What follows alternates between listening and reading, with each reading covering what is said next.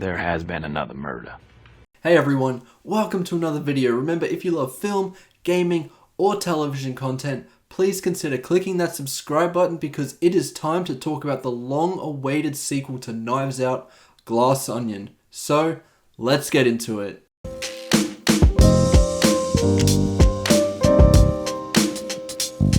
Just so you know my history with Knives Out so far, before seeing it, that I thought that the first one was absolutely brilliant and the benchmark for the whole whodunit genre. And to this day, I still think that. Every single film I see in this genre, I instantly make comparisons to Knives Out because it manages to be a very traditional approach to the whodunit genre while also making it feel extremely refreshing and original.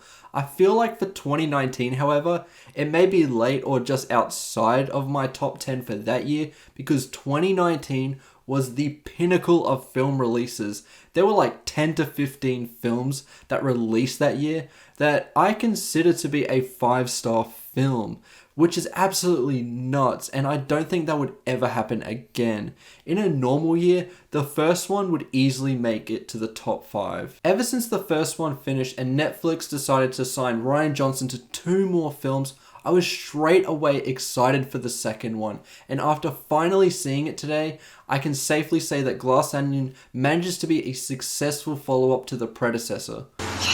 Did it. Glass Onion definitely tries to be what a lot of people see a sequel as. It tries to really expand on certain characters and ideas. It goes for a bigger is better approach, which I think both helped and hindered the film in some ways. I think the obvious great thing here is the way that Rian Johnson approaches the way he writes these films. You can really feel his passion on the screen, and he really utilizes a lot of flashy writing that enhance these scenes.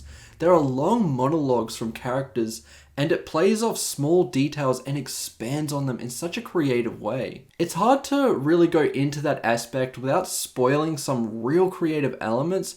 For me, this is something I didn't even want to see a trailer for. I really wanted to go into this as blind as possible because there's no real point in spoiling something for myself when I know I'm going to watch this anyway.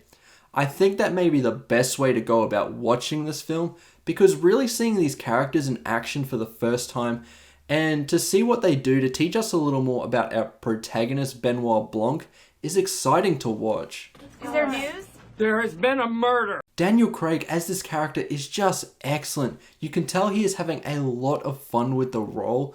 Dave Batista, who has worked with him on both this and Spectre, said he seems to be having a lot more fun playing Benoit Blanc than what he did as Bond.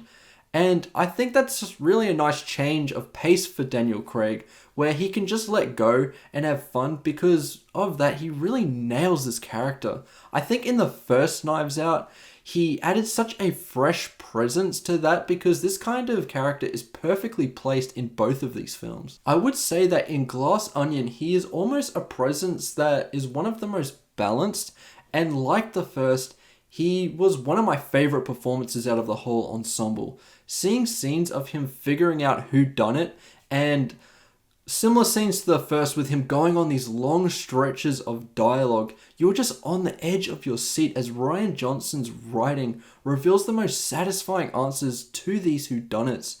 And as a big fan of Daniel Craig, I love seeing him in this role that feels perfect for him. The ensemble is also great. I will say though that I did prefer the ensemble in the first one because I feel like they were better balanced, as they were a family that were very entitled. It was a very simple way of understanding their motivations really quickly and how each of these characters could be the killer. I felt like Glass Onion had to try a little harder to explain the motives of each person, and while I still think it does a fantastic job of it, it doesn't feel quite as smooth as the first. I would say the 3 best in this ensemble, excluding Daniel Craig, might be the most obvious choices. I thought Edward Norton was great. He is a fantastic actor, and I think he adds just another great performance to his resume here. It feels a little different to some of the stuff that he has done previously. Dave Batista, who, as someone who watched wrestling as a kid when Batista was huge in that space,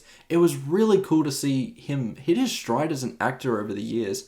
I think while he has given some great performances, this might be my favorite of his, because while he was pretty great in both Dune and Blade Runner 2049, he didn't have too much screen time in either of those films.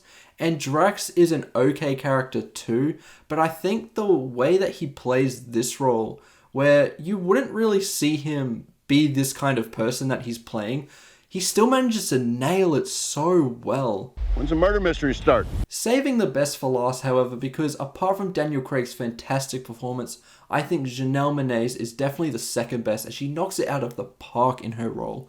She almost feels in a way similar to what Ana de Armas was in the first Knives Out, and while I think I preferred Ana de Armas in her role in Knives Out 1 because she adds a little stability to a film with so many goofy characters, Monae's performance is a little more showy, and it does work in the film a whole lot, but I think what really works in both of these films is when we have one character who seems like they are just trying to be a normal person. Because this is a lot more of a goofier movie compared to the first, the situations feel a lot more grand, and it feels a lot more like a fantasy because of it.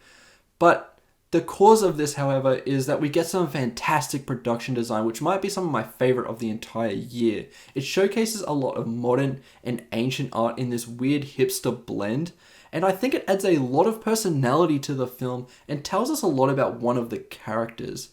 However, the first had this grand production design, but it felt more realistic, and because it went for that angle in the first, it feels a little jarring in the second because you're expecting a similar kind of result. However, it goes in a different direction. Also, I wasn't fully clicking with the opening of this movie. It took me about 15 minutes to get on the same wavelength because some of the social commentary just didn't feel as gripping as the first to me. Standard rule of thumb for me is when we start going into the events of 2020 in a film, I just kind of stopped caring. This kind of commentary has been done so much over the past 2 years that I just don't care anymore when a film wants to try and add some commentary to the situation. However, after talking about this film a little, the use of masks in this subtly explains the personalities of the ensemble, which is a clever way of doing that, I think. Glass Onion to me does a great job of keeping the mystery alive throughout. I think this one crafts a more complex web than the first, and it does a brilliant job of keeping us guessing. But the thing with both this and the first is that the reveal of who did it doesn't need to be the most crazy, insane choice because the story is so well written and crafted in both that the whole film doesn't hinge on that reveal. Rian Johnson does such a good job of giving each character a plausible motivation of who did it that he could honestly just pick a name out of a hat and it would still be a satisfying finale. Overall, while I don't think Glass Onion hits the incredible highs of the first, it is easily one of the best in the genre. 2022 has been a great year for whodunits and Glass Onion might be the grandest of them all. I love the ensemble and the writing, but I think it is a little more of an inconsistent film compared to the first, so I do have to knock it down a hair for that. I'm going to give Glass Onion a 4.5 out of 5, and it is a very enjoyable watch that I have no problem recommending to you. Anyway, thank you so much for watching this video. Let me know in the comments below, without spoiling the film, what you think about Glass Onion and which of these Knives Out films do you prefer. I honestly think there are no wrong answers here because they're both really so well crafted. Remember to like and subscribe and I'll see you in the next one. Goodbye.